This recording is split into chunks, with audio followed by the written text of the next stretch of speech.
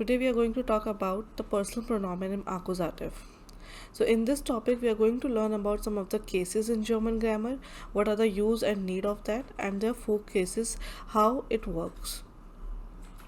After learning this topic, you are going to learn about the case 2, which is the accusative case, in which we talk about the direct object. If we talk about the English and the German grammar of this topic, we are just learning about the direct object and how we can use it in sentence. In this, first of all, we have total 4 cases, which is nominative, genitive, dative, and accusative. Under nominative, we talk about the subject. Genitive is about possession, which is the part of your A2. Dative and accusative means direct and indirect object. After learning this cases, you will easily frame the sentences, and you'll learn that how the object, subject, and the verb use.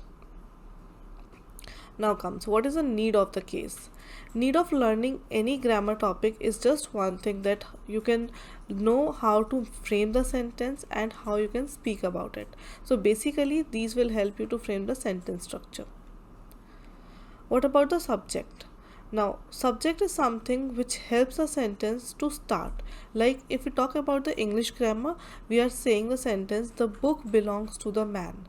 Now in this one, the first part is the subject. Before the verb is always a subject. That's a basic rule of the sentence. So when we are saying das Buch gehört dem Mann, das Buch here is the subject, gehört is the verb, and dem Mann becomes your object. About these 4 cases, as we have, as I said, that we have nominative, accusative, dative, and genitive, and these all will help you to prepare the sentence. In between, you might need to use a preposition, so that is also a part of these cases. So here we have nominative case is the subject of the sentence, accusative case typically used for the direct object, dative for the indirect, and genitive for the possession. What is this nominative case? Basically, under the nominative we have the subject part. So the subject of a sentence is the person or thing that is doing the verb. To find the subject, look for the verb and ask who or what is doing. Substitute the verb for doing, who or what is singing, who or what is sleeping. So anything according to that. The nominative case is the simplest of them all. It's a word in its most basic form. Der Mann, which is the man, das Auto, the car, die Sonne is the sun. In German, the nominative case is also sometimes called their wer Fall. Wer means who. In German, nominative is the who case because it answers the question of who or what. For example, who is reading? Now you can see in this sentence we don't have the subject given. Instead of that we have who. So Maria, the subject, is reading. What is bright? The sun. The sun is bright. Here are some examples in German. Das Fenster ist schmutzig. That is, was is schmutzig. The window is dirty. What is dirty? So this is in the what form. Der Vater hat ein Auto. Wer hat ein Auto? Who has a car? So the father has a car. Now here we have the articles given. As per nominative case, we have the articles divided in 2 parts, definite and indefinite. Means a and the. So when we talk about the, these are called as the definite or the nominative bestimmt article. Masculine there, feminine the, neutral das, and plural the. So as per the gender, you can see the articles are changing, but their meaning will remain same. Nominative indefinite articles. When we talk about indefinite articles, these are the unbestimmt article. These are also divided in the gender. Masculine is ein, feminine eine, neutrum ein, which is like ein Mann, a man, eine Frau, a woman, and ein Kind is a child. Let's see what is the accusative case. We have the accusative case. This one is commonly used to mark the direct object of the verb. We have sorted this with some example. So let's see.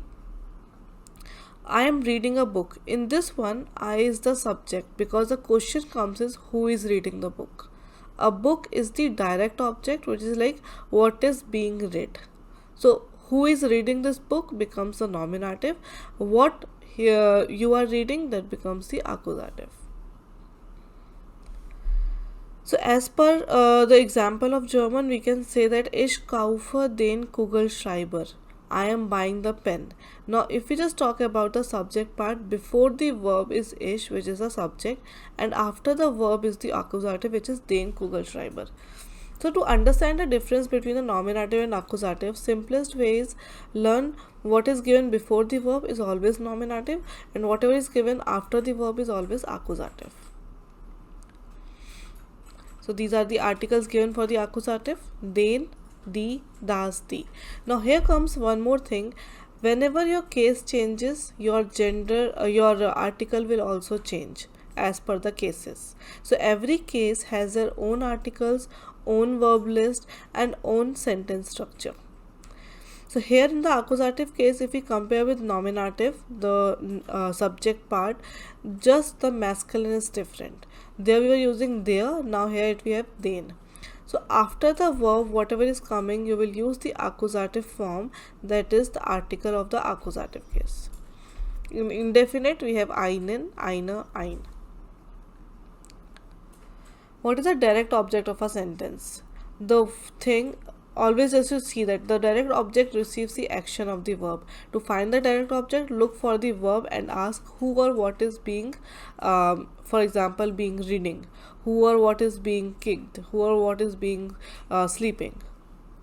That becomes your object part, which is accusative. Let's see the personal pronoun of this. Now personal pronoun of nominative we have already done, which is ich, du, er, sie, es. Now we are going to see the personal pronoun of accusative. When we talk about the personal pronoun of accusative, that is me, you, his, him, and her, and so on. Let's see the list. Nominative ich, that changes to mich, means me. I to me. Du as you, this is also you. Now for example, if I am saying I visit you, I am visiting you, so in that case I cannot say ich besuche du. Ich and du both comes from the same case and both are the subject, so du cannot come after the verb.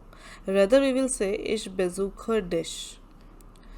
Er as ihn, him, sie as sie, which is her, es is es, it, we are changed to uns, which is us, we to us. Ihr to euch, which is you all. Sie will remain same as sie, that is them. And again sie will remain same sie, which is you formal. Here we have some example. Like I said, we cannot say ich mag du. That will be wrong because ich and du both are the same subjects. So subject, verb, object, which is accusative. Ich mag dich. Magst du mich? Do you like me? Sie mag ihn, she likes me. Er mag sie nicht, he doesn't like her. So every time we are using the part of accusative. Before the verb nominative, after the verb accusative. Let's see the dialogue. Guten Morgen, Lucas. Second person says, Hallo Leon, hast du dein English book? Ja, ich habe es. Warum? Ich habe die Aufgabe noch nicht gemacht und ich habe mein Buch nicht mitgebracht.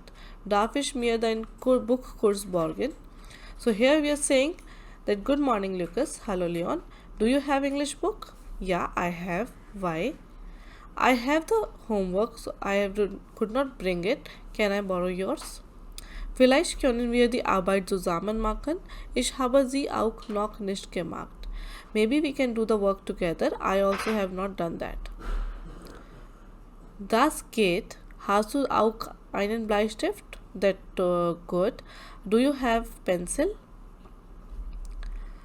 Here we have dialogue 1 continues. Lass mich mal raten. Du willst ihn dir auch borgen. Woher weißt du das? Ich kenne dich seit dem Kindergarten. Du bist nie auf den Unterricht vorbereitet. Da hast du recht, aber heute bist du auch unvorbereitet? Nein, ich bin vorbereitet. Ich habe heute kein Englisch. Alright, let me advise once. Du willst ihn dir auch borgen? You can also borrow, you want to also borrow this. Woher weißt du das? Ich kenne dich seit dem Kindergarten. I know you since the kindergarten. Du bist nie auf den Unterricht vorbereitet. You have never prepared for the classes. Da hast du recht. Ja, there you are right. Aber heute bist du auch unvorbereitet. But today you are also unprepared. No, I am prepared. I have no English class today. Here comes dialogue 2. Entschuldigung, haben Sie frische Erdbeeren? Ja, wir haben sie in Gang 15. Kann ich auch einen Apfel da finden? Ja, da finden Sie ihn auch. Danke. Dialog 3. Ich habe neue Kleidung gekauft. Magst du sie? Ist der Hut auch neu? Ja, ihn habe ich gestern gekauft.